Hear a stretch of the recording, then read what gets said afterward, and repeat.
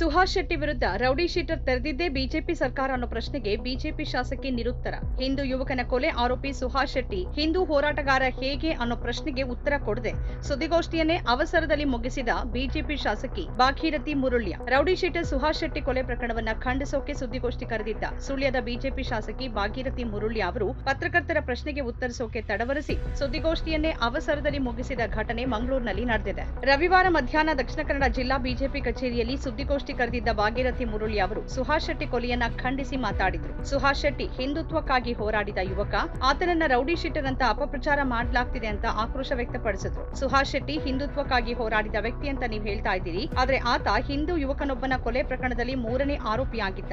ಹಿಂದೂಗಳನ್ನೇ ಕೊಂದಾತ ಹಿಂದೂ ಹೋರಾಟಗಾರ ಹೇಗಾಗ್ತಾನೆ ಅಂತ ಮಾಧ್ಯಮದವರು ಶಾಸಕಿಯನ್ನ ಪ್ರಶ್ನಿಸಿದ್ರು. ಇದಕ್ಕೆ ಉತ್ತರಿಸೋಕೆ ತಡವರಿಸಿದ ಭಾಗೀರಥಿ, ಆ ಬಗ್ಗೆ ಇನ್ನೊಮ್ಮೆ ಮಾಹಿತಿ ನೀಡುವೆ, ನಾನೀಗ ಕೊಲೆ ಕೃತ್ಯವನ್ನ ಖಂಡಿಸೋಕೆ ಸುದ್ದಿಗೋಷ್ಠಿ ಕರೆದಿದ್ದೀನಿ ಅಂತ ಹೇಳಿದ್ರು. ಈಗ ಹಿಂದೂ ಕಾರ್ಯಕರ್ತ ಅಂತ ಹೇಳಿದ್ರು. ಈಗ ಕಾರ್ತಿಕ್ ಅವರ ಕೊಲೆ ಪ್ರಕರಣದಲ್ಲಿ ಅದರ ಬಗ್ಗೆ ನಾನು ಇವತ್ತು ಮಾಹಿತಿ ನಿಮಗೆ ಕೊಡುವುದಿಲ್ಲ. ನಾನು ಈ ಬಗ್ಗೆ ಮಾತ್ರ ನಿಮ್ಮಲ್ಲಿ ಒಂದಷ್ಟು ಮಾತನಾಡಲಿಕ್ಕೆ ಬಂದಿದ್ದೇನೆ. ನಿಮಗೆಲ್ಲರಿಗೂ ನಾನು ಅಭಿನಂದನೆಯನ್ನು ಸಲ್ಲಿಸುತ್ತೇನೆ. ಧನ್ಯವಾದ.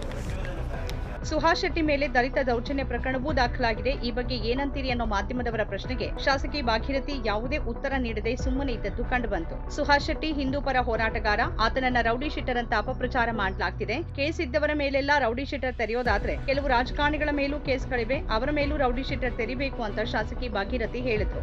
ಒಬ್ಬ ಗೂಂಡ ಅಂತ ಹೇಳಿ ಹಾಕಬೇಕಿದ್ರೆ DK ಅವರಲ್ಲಿ ಕೂಡ ಒಂದಷ್ಟು ಕೇಸುಗಳಿದೆ, ಅವರ ಬಗ್ಗೆ ಕೂಡ ಕೇಸುಗಳಿದೆ. ಪರಮೇಶ್ವರ ಮೇಲೆ ಕೂಡ ಕೇಸುಗಳುಂಟು. ಅವರೆಲ್ಲರನ್ನೂ ಗೂಂಡಾಗಳಂತೇಳಿ ಆ ಒಂದು ಇದಕ್ಕೆ ಸೇರಿಸಲಿಕ್ಕೆ ಆಗ್ತದ? ಹಾಗಿದ್ರೆ ಅವರನ್ನು ಯಾಕೆ ಬಿಟ್ಟರು? ಇವರೊಬ್ಬರೇ ಸುಹಾಸ್ ಅಂತ ಹೇಳೋರು ಮಾತ್ರ ಆ ರೀತಿಯ ದೃಷ್ಟಿಯಿಂದ ನೋಡಿಕೊಂಡದ್ದು ನಮಗೆಲ್ಲರಿಗೂ ಬೇಸರ ತರುವಂಥದ್ದು.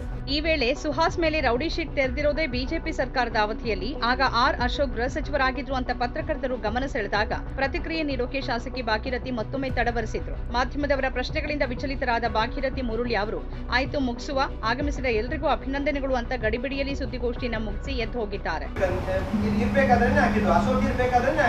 ಅದರ ಬಗ್ಗೆ ನೀವು ಯಾಕೆ ಮಾತಾಡಲಿಲ್ಲ? ಹಾಗೆ ಯಾಕೆ ಮಾತಾಡಲಿಲ್ಲ? ಮಂಗಳೂರು ಬಜ್ಪೆ ಪೊಲೀಸ್ ಠಾಣಾ ವ್ಯಾಪ್ತಿಯಲ್ಲಿ ಮೇ 1ರಂದು ಗುರುವಾರ ರಾತ್ರಿ ಸುಹಾಸ್ ಶೆಟ್ಟಿ ಕೊಲೆಯಾಗಿತ್ತು. ಒಂದು ಪ್ರಕರಣದಲ್ಲಿ ಶಿಕ್ಷೆಯಾಗಿರುವ ಸುಹಾಸ್ ಶೆಟ್ಟಿ ಒಟ್ಟು 5 ಕ್ರಿಮಿನಲ್ ಪ್ರಕರಣಗಳಲ್ಲಿ ಆರೋಪಿಯಾಗಿದ್ದವರು. ಸುಹಾಸ್ ಶೆಟ್ಟಿಯನ್ನ ತಕ್ಷಣ ಎಜೆ ಆಸ್ಪತ್ರೆಗೆ ದಾಖಲು ಮಾಡಲಾಯಿತಾದ್ರೂ ಸುಹಾಸ್ ಬದುಕುಳಿಲಿಲ್ಲ. ಈತ 2022ರಲ್ಲಿ ನಡೆದ ಸುರತ್ಕಲ್ನ ಮೊಹಮ್ಮದ್ ಫಾಜಿಲ್ ಕೊಲೆ ಪ್ರಕರಣದಲ್ಲಿ ಮೊದಲ ಆರೋಪಿಯಾಗಿದ್ದ. ರೌಡಿ ಶೀಟರ್ ಸುಹಾಸ್ ಶೆಟ್ಟಿ ಹತ್ಯೆ ಪ್ರಕರಣಕ್ಕೆ ಸಂಬಂಧಪಟ್ಟಂತೆ 10 ಮಂದಿ ಆರೋಪಿಗಳನ್ನ ಪೊಲೀಸರು ಗುರುತಿಸಿದ್ದು 8 ಮಂದಿ ಆರೋಪಿಗಳನ್ನ ಬಂಧಿಸಿರುವುದಾಗಿ ಪೊಲೀಸ್ ಕಮಿಷನರ್ ಅನುಪಮ್ ಅಗರ್ವಾಲ್ ಶನಿವಾರ ಸುದ್ದಿಗೋಷ್ಠಿಯಲ್ಲಿ ಮಾಹಿತಿ ನೀಡಿದ್ದಾರೆ. ನಮ್ಮ ಕಾರ್ಯಕ್ರಮಗಳನ್ನು ನೀವು ನೋಡ್ತಾ ಇದ್ರೆ ನಮ್ಮ ಚಾನೆಲ್ ಅನ್ನ ಸಬ್ಸ್ಕ್ರೈಬ್ ಮಾಡಿ, ಪಕ್ಕದ ಬೆಲ್ ಐಕಾನ್ ಒತ್ತಿ ನಮ್ಮನ್ನ ಬೆಂಬಲಿಸಿ. ಹಾಗೆ ನಮ್ಮ ಕಾರ್ಯಕ್ರಮಗಳನ್ನ ಲೈಕ್ ಮಾಡಿ, ಕಮೆಂಟ್ ಮಾಡಿ, ಅದನ್ನ ಬೇರೆಯವರಿಗೂ ವಾಟ್ಸ್ಆಪ್ ಮೂಲಕ ಶೇರ್ ಮಾಡಿ.